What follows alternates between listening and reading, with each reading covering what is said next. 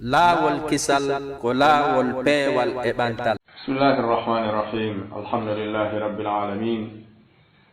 Alhamdulillahi alladhi radiya al-islam lil mu'minina dinan wa nasaba al-adillata ala sihhatihi wa bayyanahu tabyina wa warasa at-tawhid fi nufusihim fa athmarat bi ikhlasihi fununa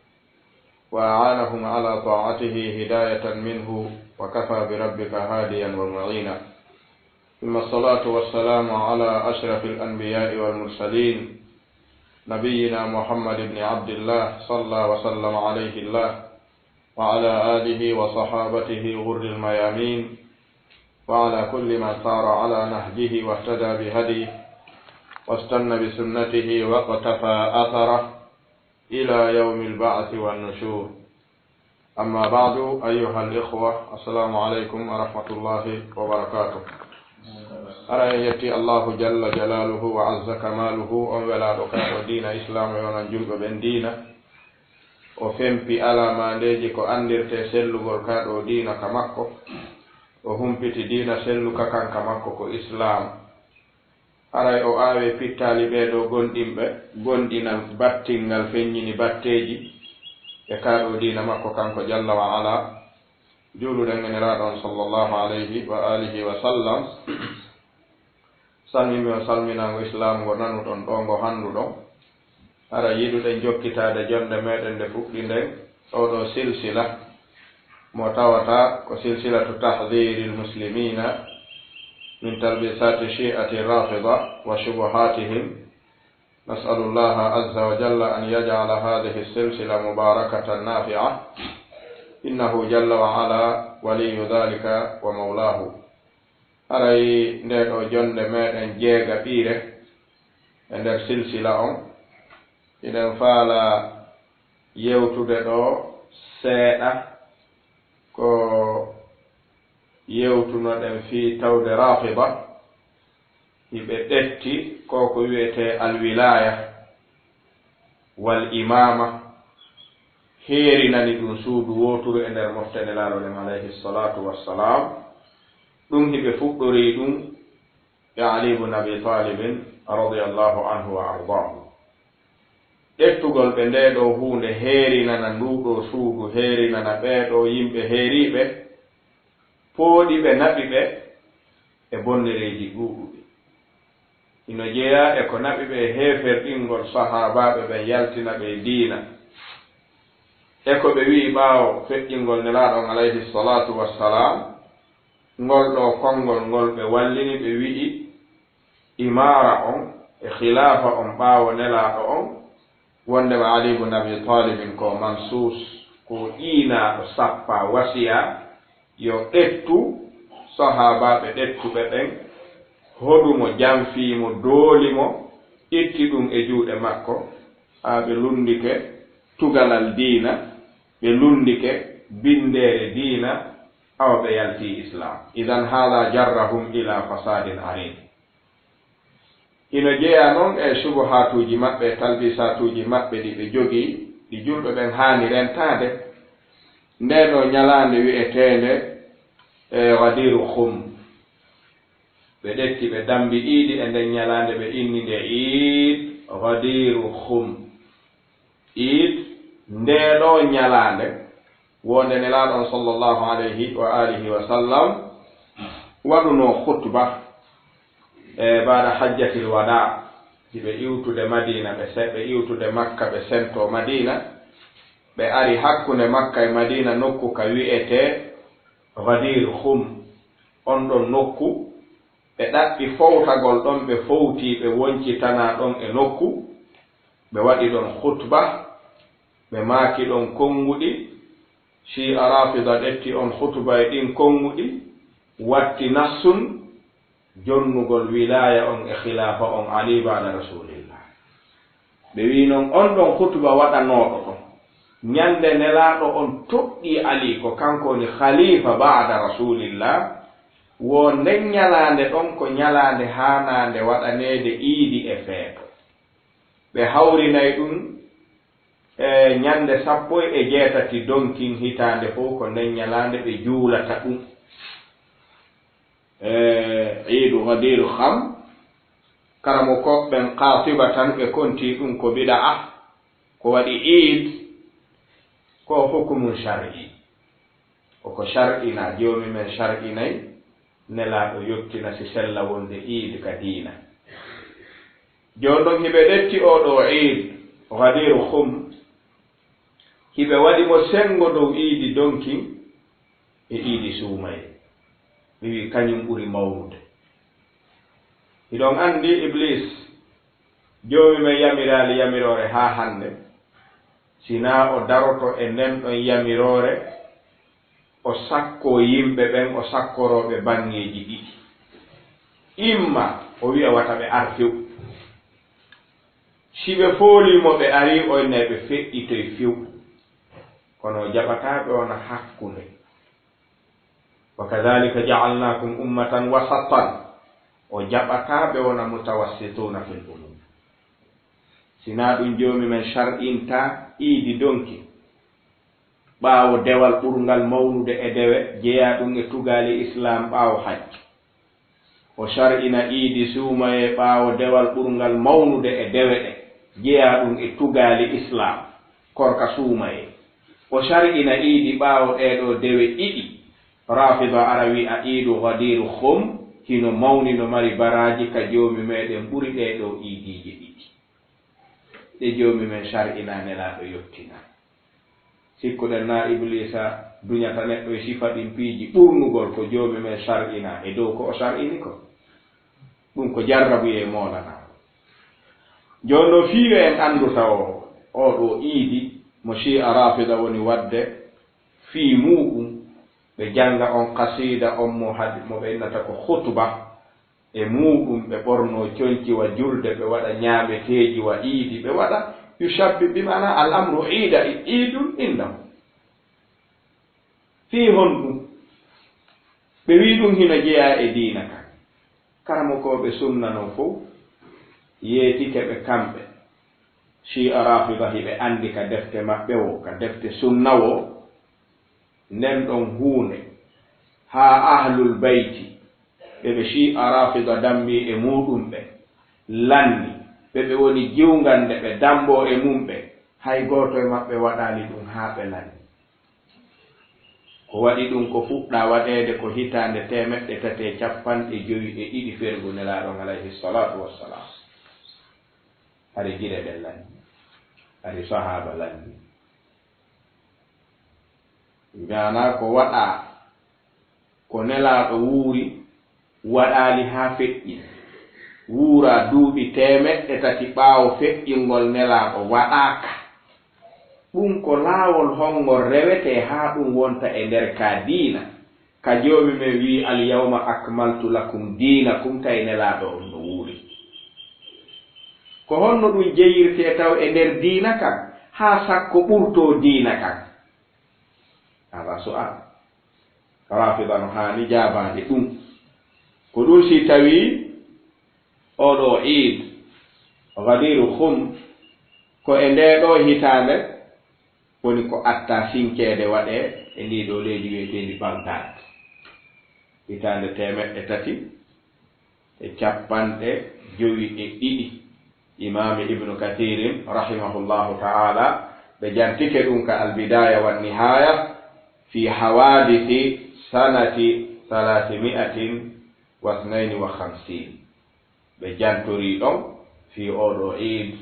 gadiru hum ɓe wi koye nden hitande shi'a rafida sinci ɗum e oɗo nokku wiyeteɗo Bagdad sen yin hakkunde 350 nde sinca Bagdad woni ɗon duuɓi 10 hewtiti 362 duuɓi 10 woni hakkunde ɗo ɗum egganaɓa misra kadi waɗa ɗon ɗimmu ko gila ɗon yaaji yaari kala ka yaari ko Bagdad atta sincede 352 wonti ɗon haa 362 woni hakkunde mum duuɓi 10 egganaɓa kadi misra karamo koɓe yewtoɓe hawadisu sanawat laawol kisal ko laawol peewal e ɓangal hande wowliroɓe piiji ɗin bi hawadisi sanawat imam ibnu jarir at-tabari ka tarihul muluk wal umam maɓɓe ɓe mari deftere ɓe nde tarihul muluki wal umami ine lolliri andirede tarihu tabari kono noon imam ibnu kathirin ko noon ɓe yuɓɓiri deftere maɓɓe nden albidaya wan nihaya kono noon imam ibnu l athir kono kamɓe kadi ɓe yuɓɓiri deftere maɓɓe wiyetede nden alkamil fi tarih ɓeɗo fof ko ɓi hawadisi sanawat jantorto piiji ɗi aray almuhim ko faalaɗen faamude ko nde ɗo hunde wiyetede iid wadiru khum ko nokku wonɗo hakkude makka e madina ka nelaɗo iwti hajju no artude madina ɓe ari ɓe fowti ɓe tumbiniri sahabaɓe maɓɓe ɓen ɓe yewti ko ɓe faalaɓe yewtude si a ɗetti nden yewtere watti wasuye wattani nden ɗon ñalande iidi ɓaawo feƴƴinde nelaɗo duuɓi 350 ene hara eɗen mari ka rewnen ɗum ɗo haa jeeye ka diinu sen anndi ko ni walori jooni noon ko nelaɗon maaki ɗon ko honɗum woni ɗum ko nelaɗon maakuno ɗon ko hino laaɓi ɗettugol ɗum ɗon watta wasiye no haton jinni heɓangol ɗum sanadu laaɓuɗo ko waɗi nelaɗo on ko nelira koye ɓe yottin ko ɓe nelaako joomi men wi ya ayuha rasulu balligu ma unzila ilayka min rabbik wa in lam tafal fama ballagata risalatahu si arafida ɗettay hay o aaya wi'a ko wi'ayo yottine ɗo ko fi wilayatu aliyi on ɓaawo maɗa ɓe wi'a kadi aayeje arɗe no wola fi wilayatu aliyin ɗen fof aboubacry e oumar montiɗe ka qur'ana ko ɗum ɗuyti qur'ana o nuru tabarsi ino yewti ɗum ka deftere makko faslul khitab fi ithbati tahrifi kitabi rabbil arbab kono andi si ɓe wi sahabaɓe ɓe monti aayeje wilaya ɗe ɓe wiɗiti kadi oɗo aaya koye aayeje wilaya ɗen jeeya hay ɓe piyodiri almuhim yimɓe sunna hino jaabi rafida e o khutba mo ɓe innata ko nassul wasiya non ɓe innata mo ko ɗum ɓe waɗirani mo iidi himo wi'e gadir khum ko ismu makan iidi on damba e gollal waɗunongal e nokku o ɓe wi oɗo hadisi no ɗetta e zayd ibn al arqam hadis on himo ari ka defte sunna kono imamu ahmad hino fillimo imamu lhakim sahibu lmustadrak hino fillimo himo mari ziyadatuji e goɗɗe goo harana e ɗeɗo ɗiɗi ɗin ziyadatuji ko o jogii karamo koɓɓe ngowi fiigo nassu on woni zayd ibn arqam wi radiyallahu anhu imam ahmad fillimo imam al-hakim fil mustadrak qala o wi qama rasulullahi sallallahu alayhi wa alihi wa sallam nelaɗo allahu on darike ñande goo yawman ñalande goo fiina hakkunde amen khatiban tawi hiɓe maaka bima in e ɓundu yudoa wi'etendu nokku mum khamman ɗum ko bayna makka wal madina ko nokku on no bima in yudoa khamman woni bayna makka wal madina ma khumman bayna makka wa madina ko ɗum si ɓe inna iidu غدير خم وني بضم الخاء وني خما بين مكة والمدينة وفحمد الله وأثنى عليه بيتي الله بواتمه ووعظ وذكر بواجي بأندين تني ثم قال أنسى بماكي en andi ɗo ɓe waɗi khutba ɓe waɗi tadkir nokku ɓe maaki amma ba'du si ɗum ɗum feƴƴi ala ayyuhan nas faame kono yo yimɓe fa innama ana basharun min komi neɗɗo yushiku an yatiya rasulu rabbi ino eɓɓa nde aran tammi nelaaɗo joomi an on woni malakul maut fa ujib mi nooto wa ana tariku fiikum sakalay komi accirowo on piiji ɗiɗi tedduɗi hittuɗi awwaluhuma kitaballah miɗo accirde on deftere allahu nden fihi lhuda wannur hino e mayre peewal e annoora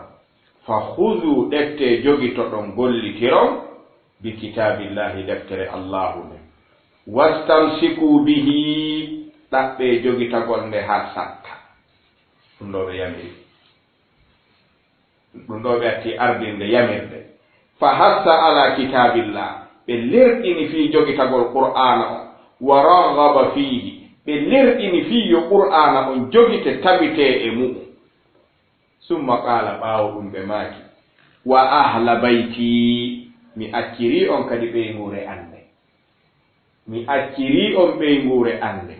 jogite ɓeygure ande tambita neelam ɓeygure ande ɓe maaki udhakkirukumullah fi ahli bayti miɗo andintinna on allahu on ka ɓeygure an hulemo aynon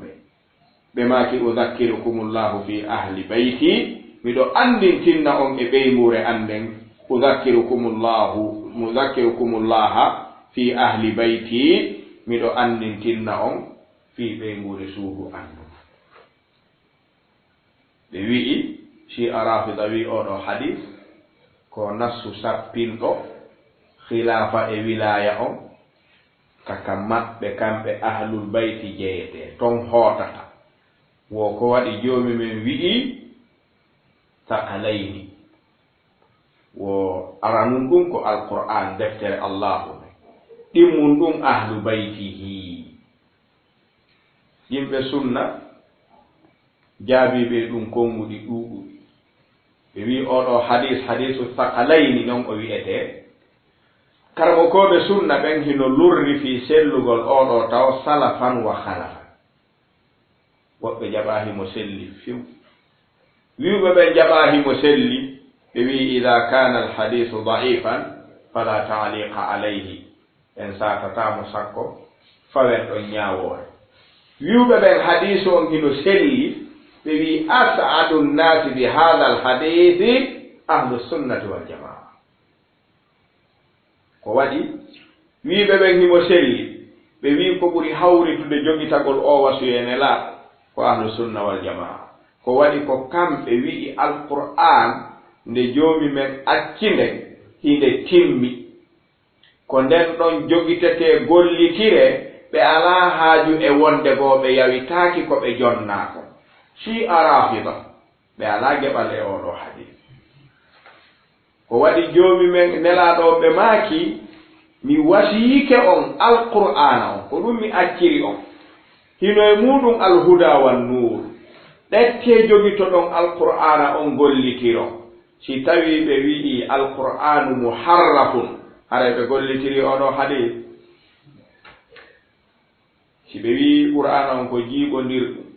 ndeɗo qur'anare wannande woni tigirire nde hiɓe mari wonde nde ɓe innata mushaf fatima ɓe mari wonde goo nde wana ndeɗo haray oɗo hadisi ɓe dallinorimo fi wilayo wonto e ahlul bayti hino cinkodiri e attamassuku bil kitabi ɓe jiiɓidiri fi qur'an on ɓe wi nde timma nde feewa nde yuɓɓaki haray ko honno ɓe ɗettirta salndu woturu e ko sertata ɓenna ɓe ɗettay ahlul bayti on ɗon yo jogite joni noon ko honno jogitorten ahlul bayti siwana e moƴƴagol e maɓɓe e aynugol haqqeji maɓɓe ɗi ko ɗum ɗon jogitagol ɓe ko waɗi nelaɗo ɓe maki miɗo halfina on miɗo andintinna on ɗum ɓe makuno ɗum fi julde nden takko kaɓe feƴƴinta ɓe makuno ɗum e fi sonnaɓe ɓen acciraɓe ɓen miɗo andintinna on sonnaɓe ɓen miɗo andintinna on fi sonnaɓe ɓen holli koyen ardi sonnaɓe ɓen koyen moƴƴoye maɓɓe koyen jonnituɓe haqqeji maɓɓe ko noon kadi barra ibn azibin radiyallahu anhu ɓen kadi ɓe watti ɓe wi قال كنا مع رسول الله صلى الله عليه وآله وسلم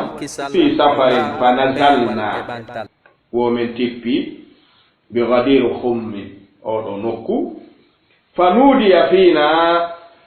الصلاة جامعة براء بن عازب وي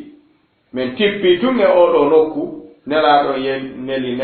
نلتيرو yo noddo inna as-salatu jami'a tumbonire fi juldene jama on tumboniri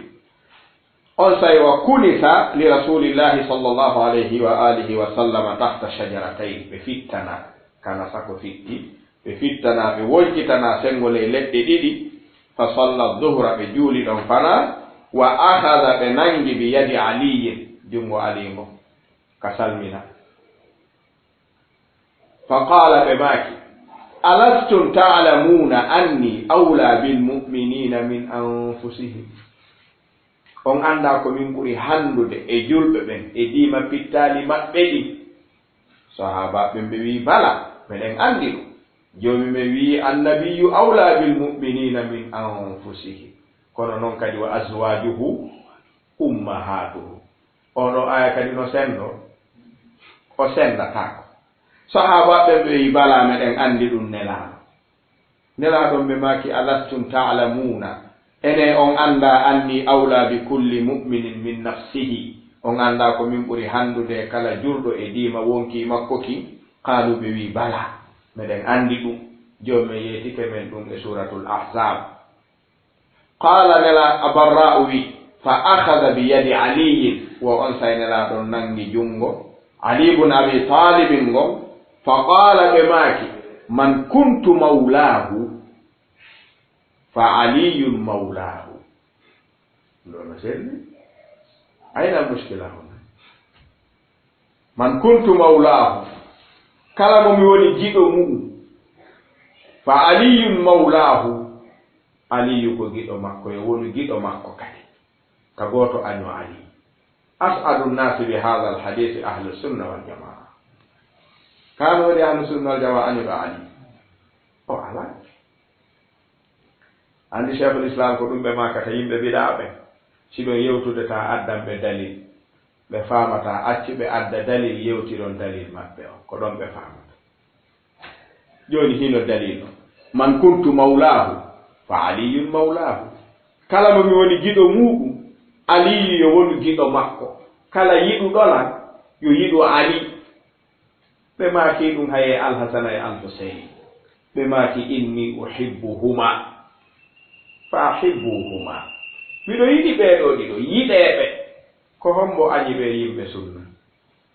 hay gooto ɓe watti ɗon wowoɓe maaki allahumma waali man walaahu heftu kala heftuɗo fi ali wa aadi man aadaahu konno kala konniiɗo ali o hadis ko ziyada mo tawata lurrama fi muɗum sellugol mo aksaru ahli sunna wal jamaa da'afu hadihi ziyada hay si o selli ala haddi فرضية صحة هذه الزيادة والي من والاه وعاد من عاداه أهل السنة يوالون الصحابة جملة والخلفاء الراشدين الأربعة خصوصا يوالونهم كلهم ولا يعادون أحدا منهم أولو حديث فوتيب والي من والاه وعاد من عاداه قال بوي فلقيه عمر بعد ذلك فقال له هنيئا يا ابن أبي طالب أصبحت وأمسيت ولي كل مؤمن ومؤمنة نلا أوكيما هند درجة ونقول ما جيت أكلا جول أغوركو وني جول بدمبو عمر بن الخطاب نلا وداني ما هندكم شي أرافضة تتدوي كدوم دو وني نفسك علي وهاني وند أمير المؤمنين يلا وحديث إمام الحاكم في الليم وفي المستدرك إكو وانا كامل شي اندرتي أولو والي من والاه وعاد من عاداه شي أفوتي كو أنيلو علي وني الخوارج والنواصب أني ببيمو رسول نلا دونو شي أو حديث اللي هاي بلون ديكم dartiiɓe konni ɓeyguure nelaaɗo nden o hadis o selli ɓe lundike mo kono taw si ahlu sunna wal jamaa hino e maɓɓe añuɗo ɓeyguure nelaaɗo nden on ala jooni noon ko kala ɗon anndi no woodi e suudu nelaaɗo ndu no woodi ɓe tawata ko arrafida almutaassibuna li ahli lbayti ino woodi wi'eteeɓe annasiba alladina nasabu l adawata li ahli lbayti ɓe no woodi alkhawarij ɓe nganndi abdourahman ibni muljim no jeeya e maɓɓe kanko wari anndi kad kana kad nasaba l adawata lahu kono si en darti alhasan e alhusayn e yaaduɓe maɓɓe si arafida tigiri kaka maɓɓe o wala kuufa alhusayn kaka maɓɓe wala si tawi wona kamɓe wari mo ka maɓɓe hiɓe yiɗi mo ko honno goɗɗo warirtamo ka maɓɓe giɗo maɓɓe ka hoɗo maɓɓe kaɓe jeeyaɓe mari doole ɗon hara ɓe annda warko mo wa on no yaltude leydi ara e leydi si ɓe wullimo hara ɓe wulli ko ɓe anndi ala wi'ugol kadi man kuntu mawlahu fa aliyun mawlahu yimɓe sunna wi'i oɗo ibara o lafdu ɗo tigiri ka lugal arabiya o ala sappade ko ko wi'ete alwilaya ko woni sappade ko alwalaya bi fathil wawi la bi kasril wawi ko waɗi alwalayatu bi fathil wawi innama yufidu annasab walmahabba wannusra woni walaya amma alwilaya ko firtata ko alimara joni noon man kuntu mawlahu fa aliyun mawlahu ko annusra o woni firtude wona alimara ahlu sunna wal jamaa wi si rafida yeddi ɗum ka lugal arabiya ɓe addanay ɓe ayeje ɗiɗi qur'an ɓe firta ɗen ɗon ɓe ndaara si hawroniray e ko ɓe firti ɗo kon kam ko waɗi baynana wa baynakum kitabullah qur'an yoni ko wona hakkunde meɗen sunna yoni ko wona hakkunde meɗen wo joni yo shi'a rafida firtani en ayeje ɗiɗi maaɓe tati si ɓe firti ɗen ɓe arta noon firtiten o hadis man kuntu mawlahu fa aliyun mawlahu wo joni ɓe wi'i e suratu muhammad o wi dhalika bi anna allaha mawla alladina amanu wa anna alkafirina la mawla lahu kono jomen wi ene ko laamu firtirten ɗo ka ko heftugol dhalika bi anna allaha ko feƴƴi kon hakkunde nelaaɗo e heeferaɓe ɓen ñande badirin ko wonno sabu mum dhalika bi anna allaha ko kanko wonno heftuɗo mawla alladina amanu kanko wonno fii maɓɓe o walli ɓe ay firti nusra ko wonno sabu ha heeferaɓe yani e ko yani kon yani e maɓɓe ko yani kon ko waɗi wa anna alkafirina la mawla lahu hari ɓe ala giɗo ɓe ala ballo nelaɗon ɓe maki man kuntu mawlahu fa aliyu mawlahu na laamu wona ardagol ni aya ɗimmo o yimɓe sunna wi yo rafida firtumo kadi ɓe arta firten hadis o cheikhul islam ɓe maki yimɓe mbiɗa ɓen ko dalillaji maɓɓe ɗin ɓe yewtirte ta addu dalil ko waɗi ɓe jaɓata dalil ma to ɓe addu yewton dalil maɓɓe o wo joomi ɓe wi'i e suratul fath e suratul tahrim e haqqene laaɓo nde hakkunde maɓɓe sonnaɓe maɓɓe ɓe fii njuuri ndin yani mahallu shahid joomi ɓe wi'i wa in tadahara alayhi fa inna allaha huwa mawlahu wa jibrilu wa salihul mu'minina kono firteten o mawlahu ɗo ko allahu on laami nelaaɗo, jibrilu laami nelaaɗo, gonɗinɓe ɓe laami nelaaɗo, ardi nelaaɗo. kaa ko allahu on heftay nelaaɗo, jibrilu heftay nelaaɗo, gonɗinɓe ɓen heftay nelaaɗo. ɓeeɗo fof ko ɗum ɓe waɗanta nelaaɗo, naa ɓe laamoto nelaaɗo. mawla ko firti ko giɗo walloowo, wonaa laamotooɗo. eyi ɓiɗɗo ma on anta mawlaahu, ko yananimo o a daroto. nelaaɗon ɓe maaki suudu anndu ko yanani ɓe o imme daro ɗon. ahlu sunna timmini ɗum. mawlaahu huna hal huwa alwilaya, innama huwa annusra, wa in tadahara alayhi fa inna allaha huwa mawlaahu man kuntu mawlaahu. kon no sendi fa aliyun kala mo mi woni giɗo mum,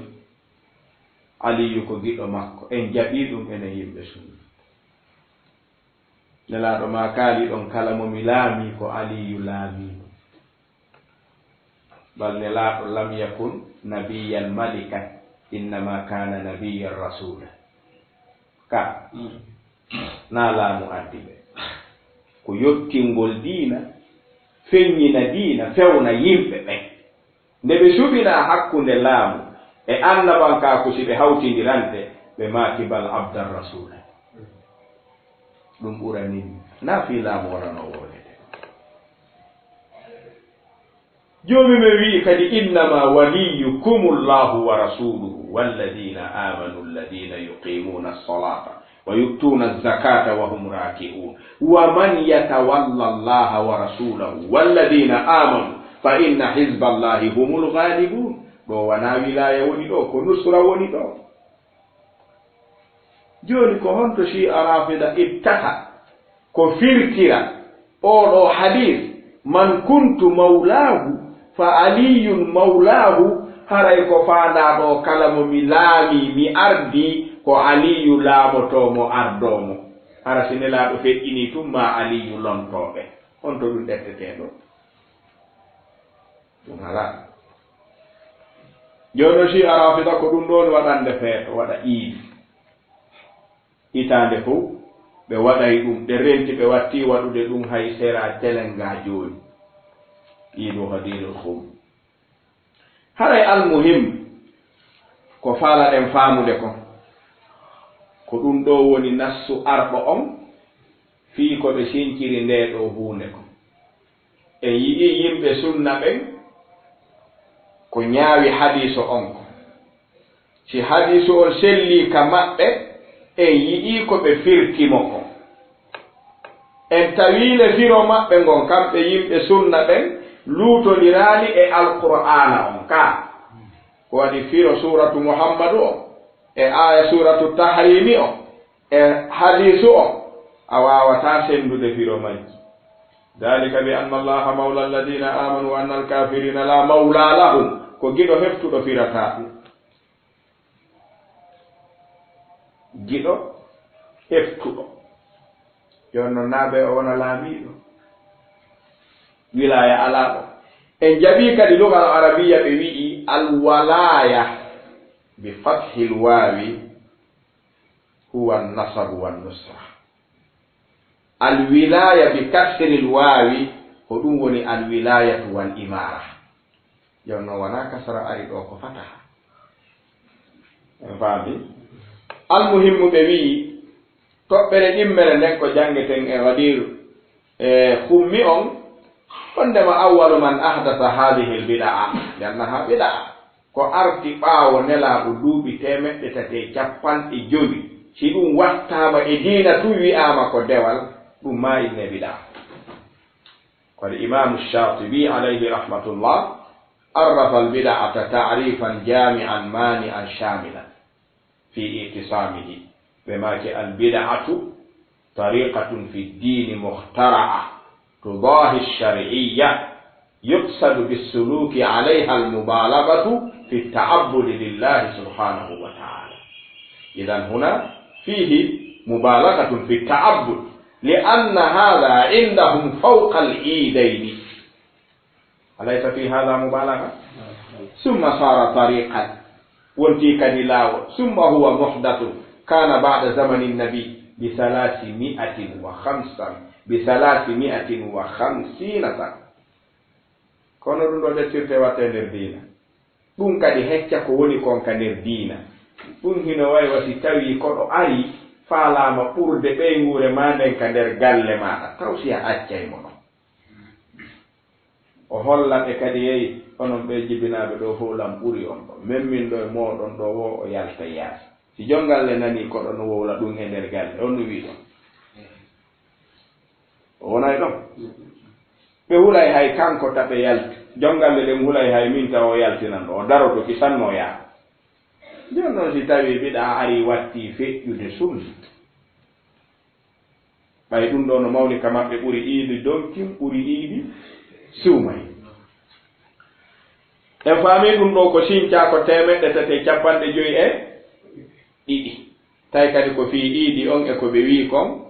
nassu on kadi ko ɗum si tawi si en darti oɗo wi'eteɗo al-Miqrizi rahimahullahu ta'ala imo jogii deftere nde inne al-Khutatu lil-Miqrizi ino jeeya ɓurɓe mawnude ko mooɓi bid'aaji ɗin caaɗi ɓaawo nelaaɗo alayhi salatu wassalam o yewti fii ɗum ɗo o wi'i al-ihtifalu bi hadha al-eid wa ma yaqa'u fihi min lubsi al-jadid min ath-thiyab wa i'taqi al-riqab wal-ikthar min adh-dhabh wa qira'ati nass al-khilafa al-maz'um من النبي صلى الله عليه وآله وسلم إلى أمير المؤمنين علي بن أبي طالب قبل الزوال إلى غير ذلك بدعة كلون دوبه جانغاتا ñande إيدي علامة المقرزي كنتي دون بدعة دي في كتابه الخطأ أنت أي تانde sinjane kon bo la tawide dum do ko bid'a duubi temetate jappande joy fe goto anda si ɗum wattama e diina hal yatawaqqafu ahadun fi lhukmi alayhi bilbid'a ko wana noon kadi ɓe wi wa awalu ma uqima alihtifalu bi hadha al-eid al-mubtada fi misra fi 18 min dhil-hijja sanata 362 temettate capanɗe jeegoɓe ɗiɗi ɗum ɗettanaɗa misra ɓawnde sincaɗa temettate capanɗe joyi e ɗiɗi duuɓi sappo no hakkunde muɗum joni sen landitike karamo koɓɓen ɓe wi hukmu hadha al-eid wala shakka fi anna ja'ala 18 min shahri dhil-hijja eidan wa mawsiman min al-mawasimi allati yahtafilu an-nasu biha wa yafrahuna biqudumiha wa yakhussunaha bi shay'in min al-qurbi kal-i'taqi wad-dhabh wa nahwi dhalika bid'atun batila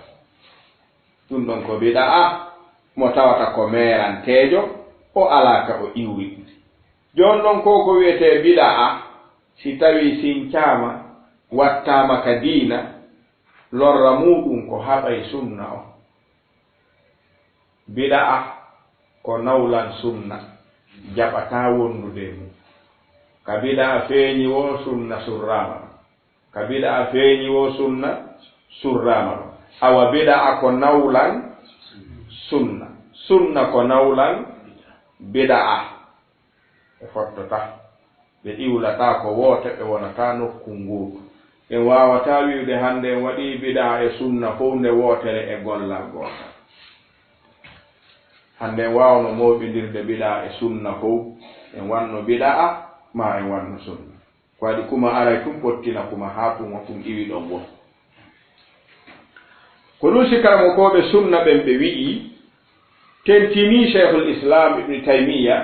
ka deftere maɓɓe iqtida'u siratul mustaqim mukhalafati ashabil jahil hiɓe yewta fi bid'a oɗo eid waɗir khum ɓe maaki wo yimɓe mere ɓen ɓeydi piiji ɗuuɗuɗi e ko nelaɗo o yewtuno kon ɗon nden ñande fi ali wono ɓe mana wono allahumma wali man walahu wa aadi man aadahu sifa ɗin ɓe ɓeydi piiji ɗuuɗuɗe ɗum ɓe yehi kadi haa ɓe watti mooɓondirde fii ndeɗo huunde ɓe janto e muɗum piiji ɗi ɓe moƴƴinta cheikhul islam ibnu taymiyata ɓe maaki si tawi ko fii nelaaɗo on waɗii ɗon khutba waɗii ɗon tadkir waajike wona waɗireede wo nelaaɗo on waɗii khutubaaji ɗuuɗi waɗii waajuuji ɗuuɗuɗi hombo anndi no ɗum foti si ɗum fof waɗanaama iidi haray honto fokkituɗe ɗin fof woosi en dartii wano ni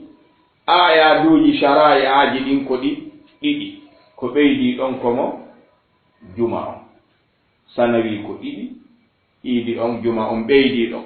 woosi tawi en dartii nelaaɗon waɗii khutubaaji ɗuuɗuɗi waɗii waajuuji ɗuuɗuɗi wano ñande badirin arrasulu khataba qabla alqital ɓe wanno khutba wa harrada almuminina ala alqital fi honnum on khutba waɗantaake iidi ko nden ñande fatuhu islam e hetti nande ñande islam e hetti nande ñande islam atti hettude laawol on khutba ɗon aɓe waɗane iidi ko haala yoɓe waɗu fay ko kamɓe wi kala khutba ne laaɓo no hato jinni e iidi ɗin hino ɗuuɗi si neɗɗo jokkii ɗum hay o heɓataaka o ñaama naa fi ka o waɗa goɗɗum ɗum no ɗuuɗi ko wano noon sen dartii wa Hunayn nelaaɗo wanno khutba moolanaaɗo ñande Hunayn fii julɓe ɓe wala Khandak ɓe wanno khutba moolanaaɗo cheikhul islam ɓe maaki ñande Khandak kadi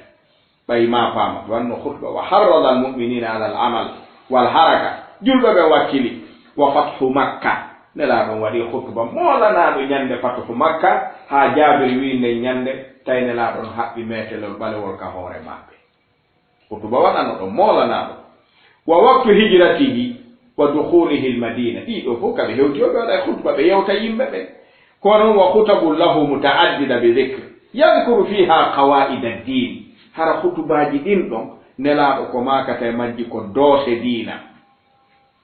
summa lam yujibu dhalika an yuttakhada amthala tilka al ayami ayada kaka nelaaɗo maakaali ko siwana oɗo ko giɗo an yiɗeemo ko ɗum ɗon waɗɗinta iidi o ko giɗo an yiɗeemo ali ko julɗo ko jeyaaɗo e ɓeymure nelaaɗo ko nelaaɗo neɗi mo si tawi ɓe maaki ko kala mo mi waɗi giɗo mum o ko giɗo an ɗum ɗon holli yo yiɗe o wallite yo yiɗe o teddine yo yiɗo o kala ko yananimo o wallite o darane ko ɗum si sahaba ɓen gila Abubakir haa khulafa alandi ala e maɓɓe jaasinɗo fi ahlul bayt ko ari ɓe anndi ko nelaaɗon maaki e ngari e yugol ko si arafida wi'ata fof ko wo Abubakir e Umar ino lorri ahlul bayti si arafida no waawi wolde ñane wo Umar ibn Khattab bantike Fatima tawi himo sowi wo ɗum woni sabu yanugol reedu makko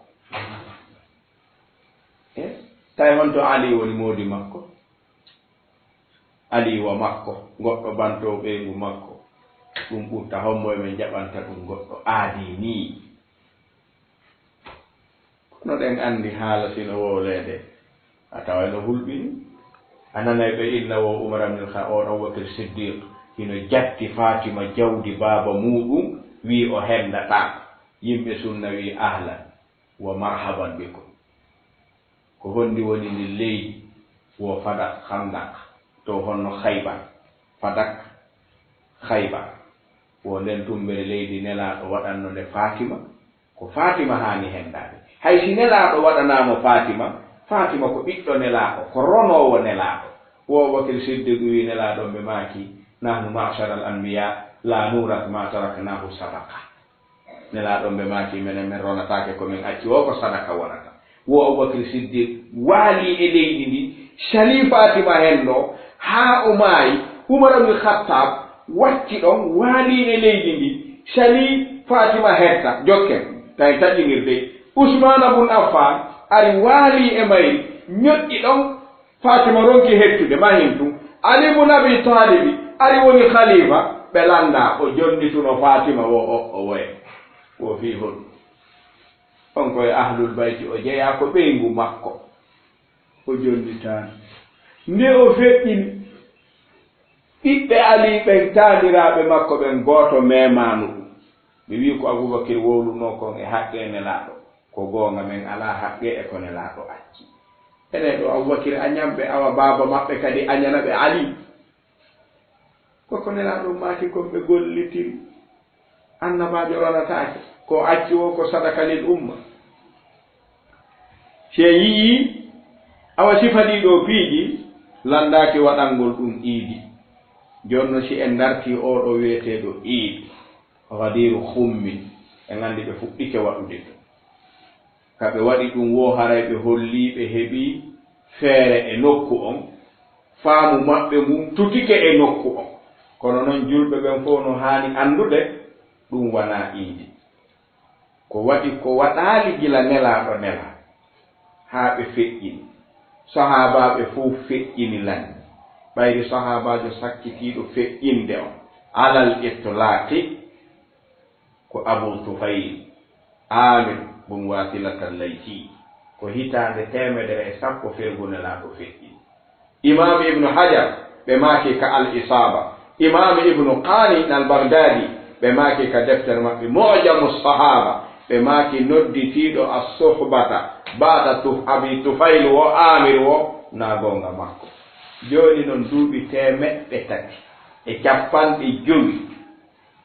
e ɗiɗi sahaabaaɓe ɓen ko 110 lanni ene ɗum ɗon no waawi wontude e diina wattee ka diina kadi ara kadi hecca diina kan hada gayru musallam wa gayru maqul ɗen anndi ko Bagdad ɗum attatinkeede egginaa ɗon